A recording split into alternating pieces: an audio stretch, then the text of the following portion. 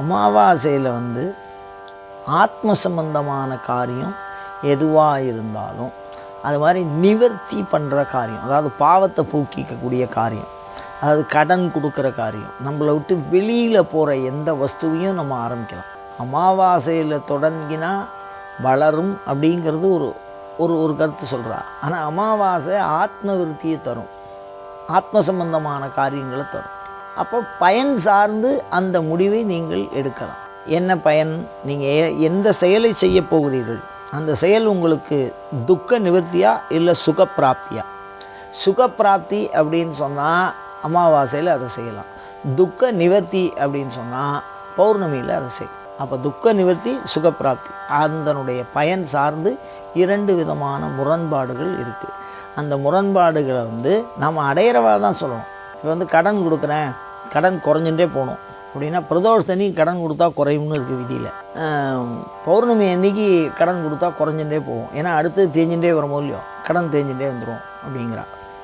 அதே சமயத்தில் அமாவாசை அப்படின்னா நல்ல காரியங்கள் சுகப்பிராப்தி வரப்போகிறது அப்படின்னா அப்போ அந்த காரியத்தை தொடர்ந்து செய்யுங்கோ, வளரக்கூடிய தன்மையில் வச்சுங்கோ அப்படி. அப்போ வளரக்கூடிய நிலைமையில் வளர்றதை செய்யணும், தேயக்கூடிய பிறகு குறையிறத செய்யணும். பாவ நிவர்த்தி, சுகப்பிராப்தி அப்படி வச்சுங்கோ. பயன் சார்ந்து அந்த முடிவை நாம் தேர்வு செய்தோமேயானால் இரு முரணாக நமக்கு தோன்றாது. ரிஷிகள் பண்ணியிருக்கா சாஸ்திரம்லாம். முரண்பாடான கருத்து எந்த காலத்துலேயும் அவள் சொல்ல மாட்டாள். தேவத்தை பண்ணியிருக்கு. ஆகமத்தை சொன்னவர் சிவபெருமான். அதனால் அதை புரிஞ்சுக்கிறதுல தான் நம்மகிட்ட தவறு இருக்கலாம். இப்போ காரியம் சார்ந்து அந்த பலன் மாறுபடும். அப்போ செய்யக்கூடிய செயல் சார்ந்து தான் அதை நம்ம முடிவு பண்ணணும்.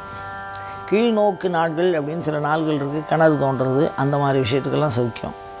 மேல் நோக்கு நாள்னு சில நாள் இருக்குது, அந்த நாளில் வீடு கட்டுறது சௌக்கியம். சமநோக்கு நாள்கள் அப்படின்னு இருக்குது, அந்த காலத்தில் படிக்கிறது அந்த மாதிரி செயல்களை செய்கிறது நல்லது. அப்போ செயல் சார்ந்து தான் அந்த முரண்பாடுகள் ஏற்படுகிறதே தவிர சுபாவத்தில் விதி சார்ந்து இல்லை. அமாவாசையோ அதை சொல்கிறவாளோ அந்த சாஸ்திரமோ விதி சார்ந்து.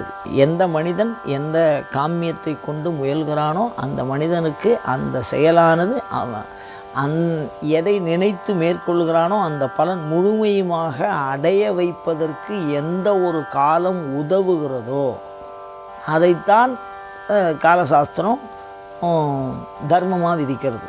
உதவுற விஷயம் எது இந்த செயலுக்கு ஆகாதோ அதையும் அதுவே முடிவு பண்ணுறது. அதனால் 2 முரண்பாடான கருத்துக்கள் என்பது செயலின் அடிவிலே நாம் முடிவு செய்ய வேண்டுமே அன்றி சாஸ்திரத்தை வெறும் மேலோட்டமாக பார்த்து அந்த முடிவை நாம் எடுக்க முடியாது.